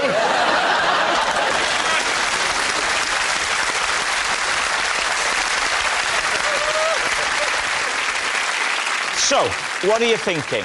I really haven't got a clue, but I think suspect it's a lie. it's absolutely lie. It's got to be, hasn't it? Definitely. Yeah, I think it's a lie. A lie. OK. David, truth or lie? It is a lie. If I don't want my husband to know I've been shopping, I hide what I've bought in the washing machine, as there's no chance he'll ever look in there. David's team. What sort of thing would you hide? Shopping.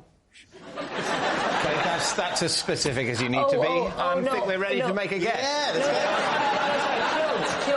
Clothes. Stuff that looks OK in the washing machine. I was imagining it might be like crisps and biscuits. That sort of thing. But why would I hide that? What kind of person hides food from their partner?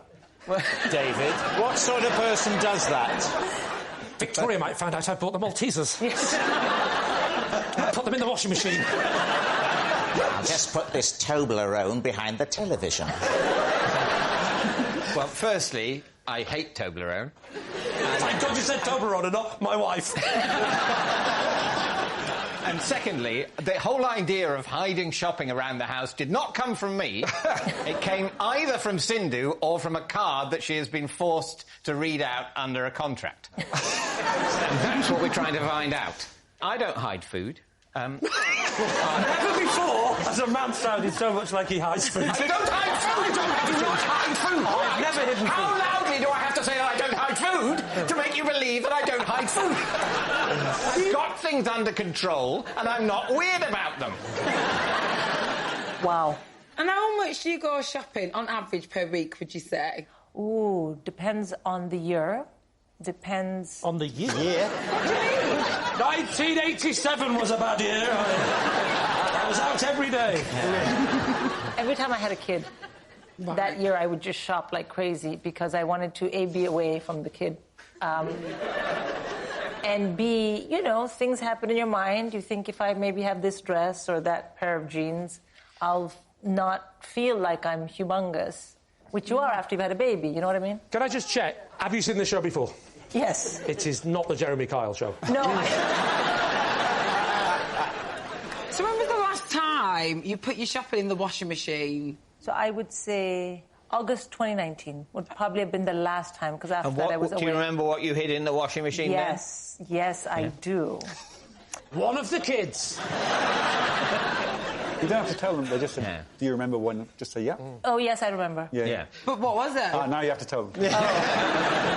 It was an Isabel Marant dress, which was really outrageously priced. What did your husband do when he finds out that you've been shopping? Why do you need to hide it in the first place? Because, you know, there are times when you don't need to go out and spend that much money on a dress. And as an adult, you should know that. What sort of a man is your husband? Because I'm picturing an ogre.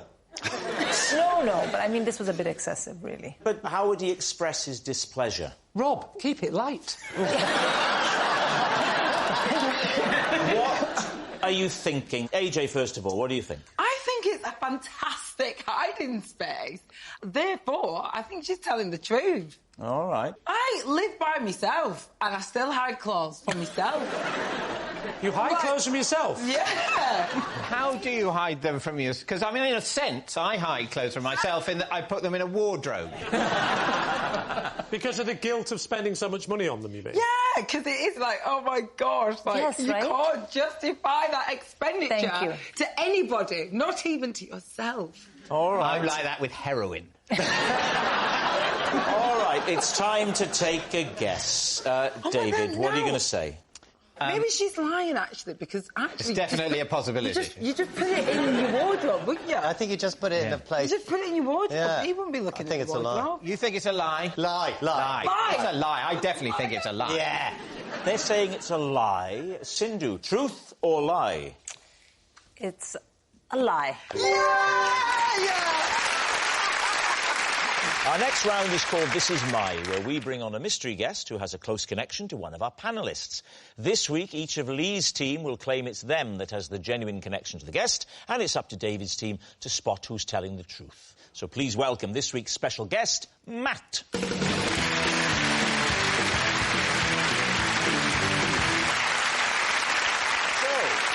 Joe, what is Matt to you?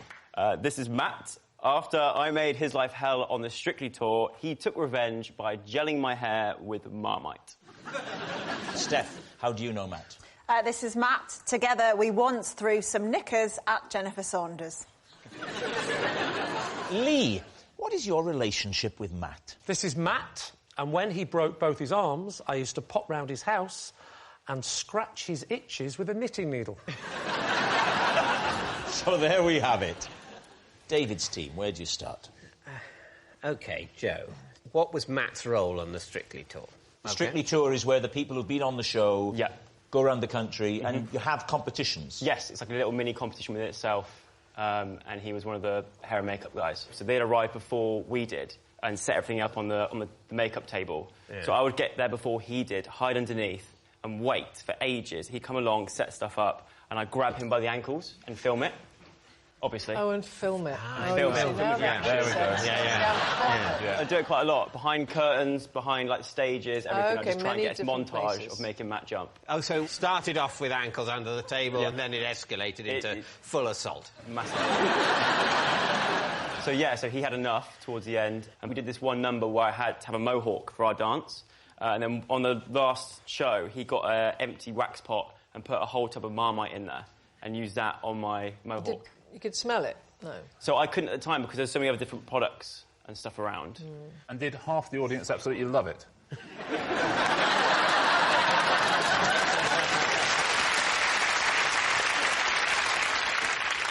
Did it work?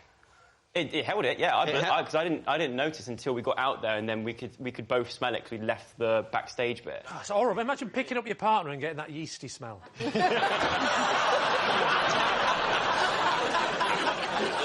After you'd done the dance, so you then realised it was him, what happened then? Did you confront him? Did you see him? We just had a moment of, like, well done, you got me. But then, obviously, he doesn't want to lose his job, so he had to rinse it out afterwards. Well, you can get sacked for japes, can you? What's japes? Japes. Japes, you know, practical jokes. Oh, yeah, well, I think so, yeah. Well, you're grabbing his ankles, how come you didn't get sacked? Because I was... A star. All right, who would you like to go to next? So, Steph, this knicker throwing. Yeah, Matt and I threw knickers at Jennifer Saunders. Jennifer, right. Where? They were nuns and they were trying to get you out of the garden. Liverpool. Empire. Yeah. Never give them options. What was the show? What was the show called? French and Saunders. Okay. Oh, that sounds good. I'd like that. I've not heard of it. I have to ask, why were you throwing pants?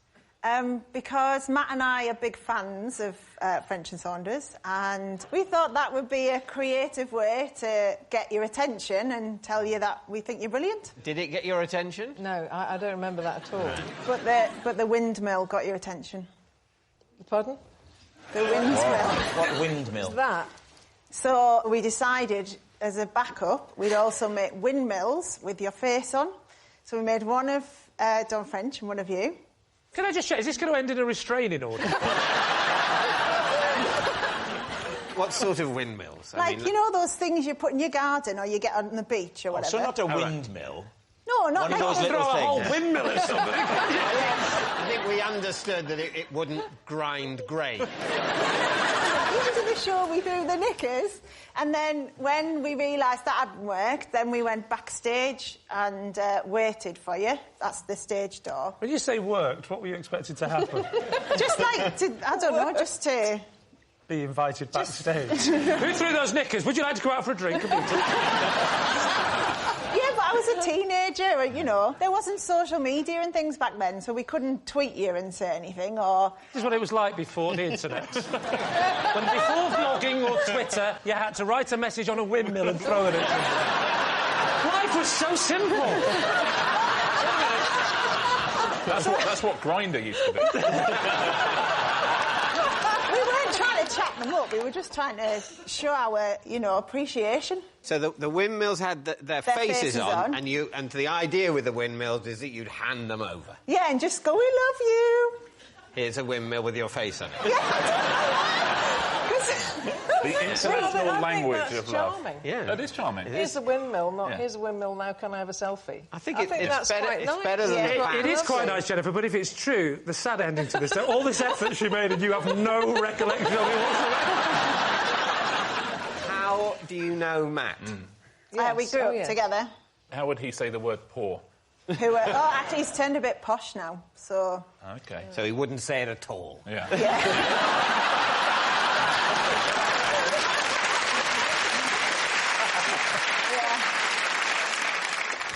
So, Lee... Can you remind us, Lee? Yeah, this is Matt, and I used to pop round to his house when he broke both his arms so I could itch him with knitting needles. Yeah. Now, on what basis should we believe that? Because if it's not true, there's a chance she's been throwing windmills at people. How do you know Matt? Who's Matt? Oh, this fella? Yeah. Oh. I do a show called Would I Lie to You? And a few seconds ago, he just walked on stage. And since then, we've become really good friends. No, I know Matt because... I was going to say we went to school together. I've changed my mind.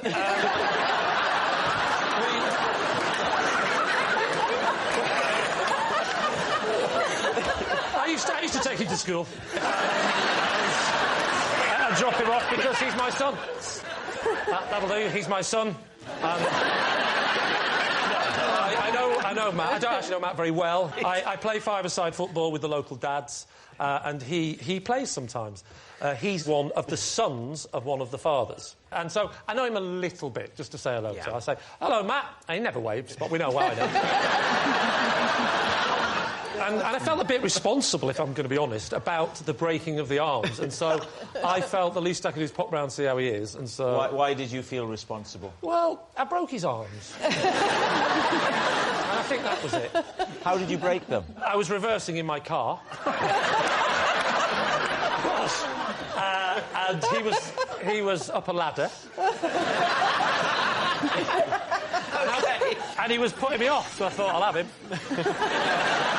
Just nudged the ladder gently. And so I didn't really break his arms, gravity did. Where was this ladder, Lee? It was from the ground up to where he was painting a window ledge. So what chain of events led to you going into his home and scratching his itch? A few days later, after the incident, I was playing football with his dad, and I felt bad, and, you know, I even said, does he want to play? He doesn't have to go in goal. And, he said, no, he can't play, he's in agony. And so I said, I'll pop round and see how he's getting on. And so I knocked on the door. And he answered the door, and that was awkward. How did he answer the door? It's not dignified seeing a man opening the door with his teeth. Especially with a glass window. He was all squat, all his nose. So, I said to him, is there anything I can do? He says, I've got a terrible itch. And I said, well, it must be horrible under that plaster. He went, oh, no, bad news, that's not where the itch is. So you got the knitting needles? Got the knitting needles, one up the arm, and I did everywhere. I gave him the full scratching treatment. And how many times did you return to the house to scratch him?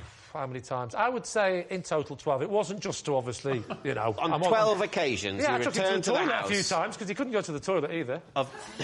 So you were essentially a full-time carer? No. His dad would help out sometimes. Right, OK. But I felt responsible, and it was... You were responsible. I felt responsible. How is Matt now? Is he fully recovered? Well, he hasn't moved his arms, I've noticed.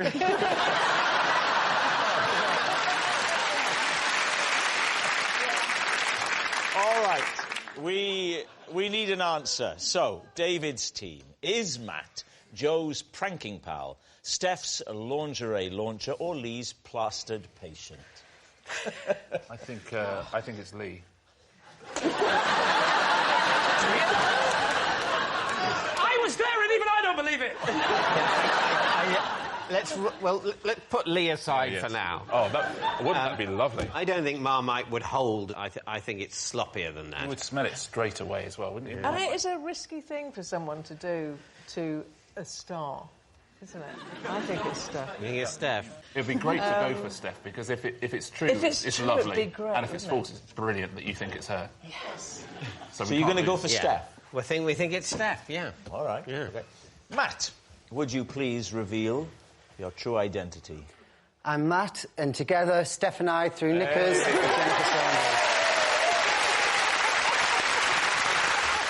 Rather than use a flannel or a sponge, I wash with an orange. David's team, what do you think? How do you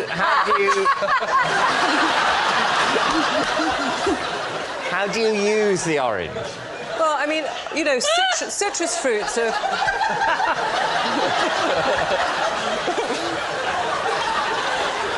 Instinctively, I think Carol doesn't believe it.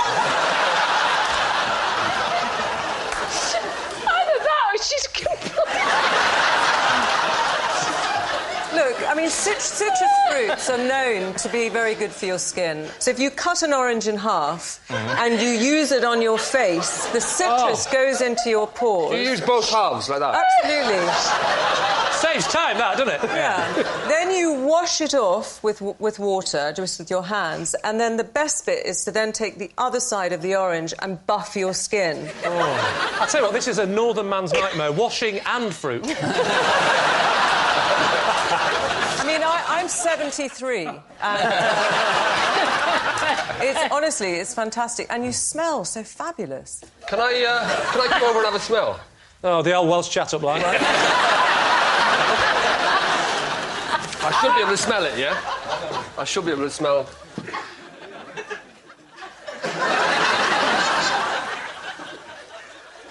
The best evidence, of course, is before she started doing this, she used to have black hair. Yeah. I didn't smell any orange. Did you not? No. You told me earlier today that you had a stinking cold. Yeah. I have got a stinking cold. Well, so there you go. I didn't realise you had a blocked nose. Allow me. Orange. There are so many exfoliating creams that have orange or citrus in. None of them are an actual orange, though. You know, I've seen shampoos with coconut in, but I've never actually washed my hair just with a coconut.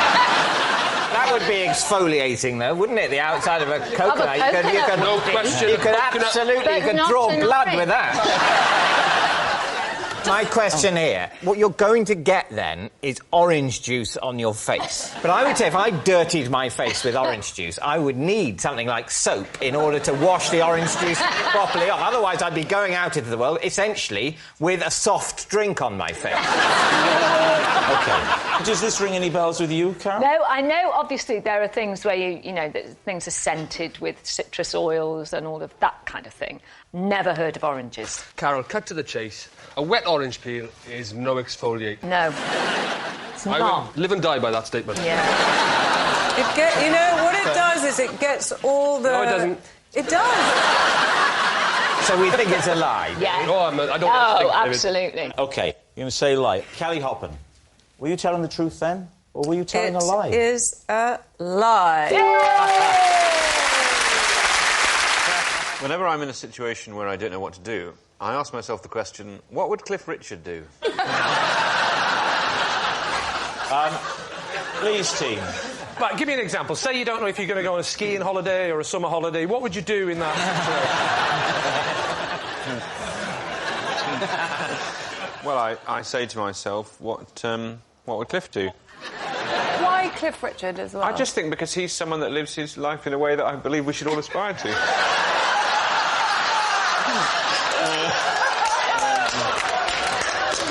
Am I right? Yes. So tell me this. What was the last dilemma you had where the Cliff Richard thing helped? Well, you go to Pret, and as ever, the queuing's a complete disgrace. And you think, what would Cliff Richard do? Well, I walk out. When did you first let Cliff into your life?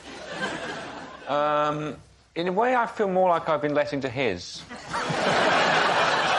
So, have you got a lot of Cliff's albums? Yes. Well... I think you know where this is going, Miles. Of all the albums, all of them, I just want one album. That's all I want.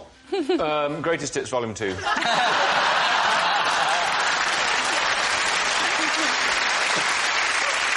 So what do you think, Lee? Is it the truth? What do we say to that, Amelia? Do you think there's any truth in that? I don't think we can possibly... Not even entertain the notion? No. As entertaining as the notion may be. Yeah. Say a lie. OK. Miles, truth or lie? This is actually a lie. Our next round is called This Is My, where we bring on a mystery guest who has a close connection to one of our panellists. This week, each of Lee's team will claim it's them that has the genuine connection to the guest. It's up to David's team to spot who's telling the truth. So please welcome this week's special guest, Roy.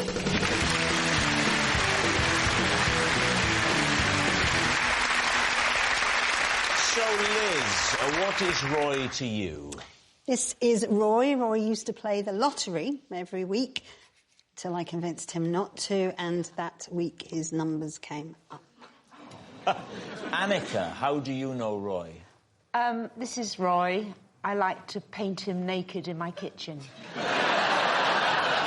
And finally, Lee, what is your relationship with Roy? This is Roy. I once spent the night in his petrol station wearing nothing but my wife's dressing gown. David's team, where do you want to begin? OK, well, Liz, that's quite an unlikely story. I mean, statistically, there is no point you can get a lottery ticket when you're not more likely to die before the numbers are drawn than for your numbers to come up. You didn't get that ad campaign, did you, David? No. And that's how unlikely it is.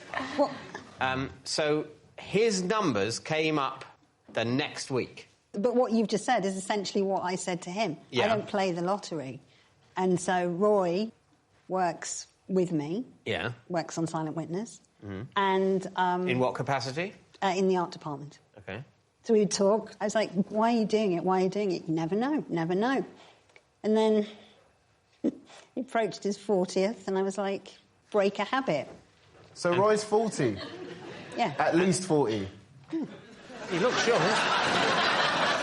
What would he have won? He got 5 balls, numbers, whatever, and then the bonus one. I think that gets you £1 million. £1 million? Yeah. Did you know what his numbers were before he stopped? No. So the week after he stopped, he told you, yeah, that last week, those were my numbers. Is that what happened? He told me and he showed me. He had a previous ticket from a previous week, and he showed you that and the numbers that had come up the first week he hadn't played the lottery. So he's quite angry. He's bringing in a lot of evidence. Here's my file entitled, You Have Ruined My Life. And clearly Roy still speaks to you after... Well, I mean, obviously, we still work together because he didn't win.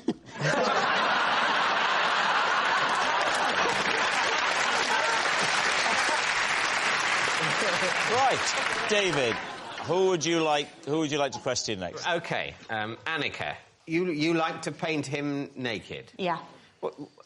Why? Because Roy, lovely, beautiful Roy, as I call him, is a life model. And so he comes round to my house sometimes and gets... Strips, and I paint him. Would you be prepared to paint him fully clothed? I thought you were going to say, would you be prepared to do me on a Wednesday? if I pay you, What medium, Annika? Are you in charcoal, I work oils? in oils. I do You're like... an oil. I'm an oil person with Roy quite a lot. What, he covers himself in oil? And then It's an oil paint. Oil paint. Oh, I was about to say, big man, what are you dealing with now? How long have you been painting? About 10 years, properly. And Roy is one of the regular models. Do you pay Roy? Yes, you pay him. So what happens? You make an appointment with him. I make an appointment. Ding dong. He comes in... Is that his nickname? No, you're at home. You've got your equipment out. Ding dong. And then now he doesn't arrive naked, does he? No, what happens? No, go on, you can work it out, Rob. So I've got a studio next to the kitchen if I'm doing big oil painting in the studio. Oh. But then we go into the kitchen and I'll carry on sketching and things. And because he's been painting he's still naked, nude, he's still naked. Because Yeah. I know him so well, he doesn't bother to put a pant on or anything like that. Not a single solitary pant. How many variations of a naked man can you do? Not that you're telling the truth, because I am. What you don't know about Roy is he does the most extraordinary dynamic poses. So different it's pose every endless. week. Oh, it's endless. Can you show it? I'd love to see it. I'd love to Please show us, yes. Well, I'm sorry, you're trying to make it all tasteful. All we're thinking of the bloke saying, No, is it with the fruit bowl again, Annika? He can do the most I'm not holding those grapes again. 3 hours I took last time. Especially with my hands on my head. I can't hold my grapes for those. Why don't you position Lee Yes, into some of the poses that you enjoy with Roy? And take your time over this, Annika. Okay, one last thing. Lee, please don't take your clothes off. Okay. So after a cup of tea, you are going to take your clothes off, and I'll hold the tea. Yeah. So what sort of poses do you normally do? I'm still taking my clothes off.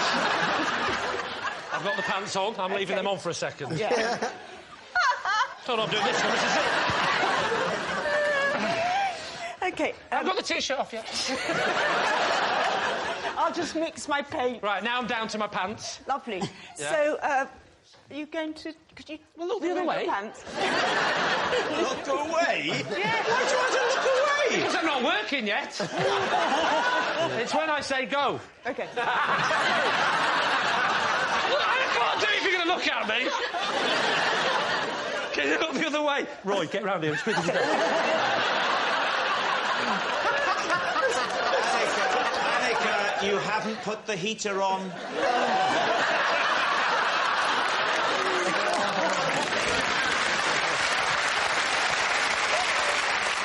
Are you comfortable? I'm not comfortable, no. No. The lady came round for an autograph.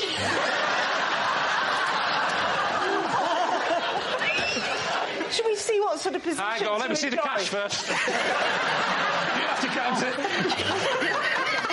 I'll do it, trying to put it in there, but I've got nothing on. Is that going in the folds of my skin? What do you want me to do? What position? Get on your knees. On my knees.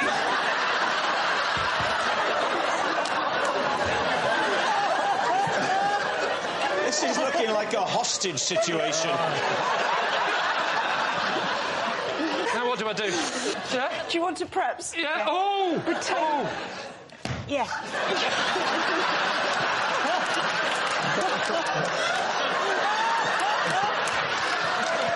Hang on. Is someone going to fire a gun?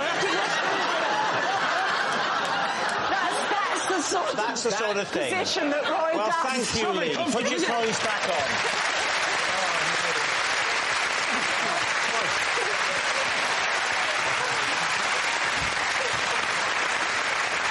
All right. What about Lee? So what is the... I've forgotten myself. This is Roy. I once spent the night in his petrol station wearing nothing but my wife's dressing gown. Why are you in the petrol station overnight? Because I got locked out of my house. How did you get locked out of your house? Well, I went out of the house, didn't have my keys. I mean, how'd you do it? Why were you only wearing your wife's dressing gown when you left the house? I was at home, alone. My wife was away. It was about 2 or 3 o'clock in the morning, and I suddenly woke up in a cold sweat because I hadn't put the bins out. And I panicked, and I suddenly got up out of bed, and I like to wear just my pants in bed. Tell me if it gets too arousing. So I grab what I think is my dressing gown from the back of the bedroom door, and I realise straight away that it's my wife's. But I think I'm only taking the bins. It's only like a quick second job. And so I go downstairs because that's where the front door is. Yes. And we used to have it on the middle floor, but many injuries. And so I went out the front door, and I just did that with my hand. Oh, turn round, slam, like that. So why don't you go like next door or something? It's 2 o'clock in the morning, and I live in a castle. Now you walk barefoot. Well, no, human feet. To the garage. I walk to the garage. And what do you find there? I find Roy, and he was reading a paper. There's not much business at 2 o'clock in the morning, you know. And I remember he went...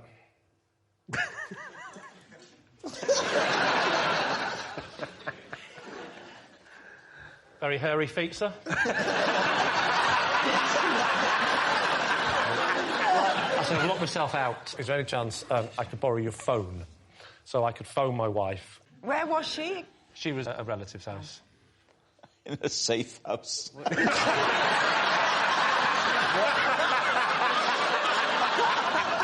Did you know Roy previously?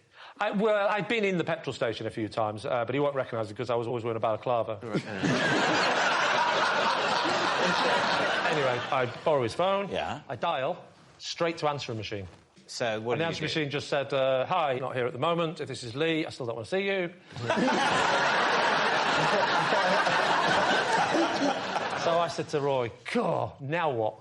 We had a little coffee, and then started having a chat, and he was really nice. He said, "You're my favourite on the show," and... I said, "Oh, it's a lie." And then when punters came in and just saw you, did they just... Occasionally, because it's 24/7, you know. It's a bit awkward. Well, we had a laugh with the first few customers. By the fifth one, we thought it'd be funny if we didn't tell them and I just held his hand. And then she came back in the morning. She came back in the morning, and I said, everything back to normal. I'm sorry, but I'm in love with Roy. All right, we need an answer. So, David's team, is Roy Liz's lottery loser, Annika's kitchen companion, or Lee's forecourt friend? It's absolutely not Lee's, much as we've enjoyed your contribution. The thing I don't believe about Liz's is that it says he's 40. Now, I know black don't crack, but he is not 40. I'm leaning towards Annika's suddenly. All right, what are you going to say? You think Annika? Yes. Annika? I think Annika. OK. You're going to go Annika? Right, they're saying Annika. Roy, would you please reveal your true identity? I'm Roy, and Annika paints me naked in her kitchen. Yes, Roy is Annika's kitchen companion. Thank you very much, Roy. Thank you.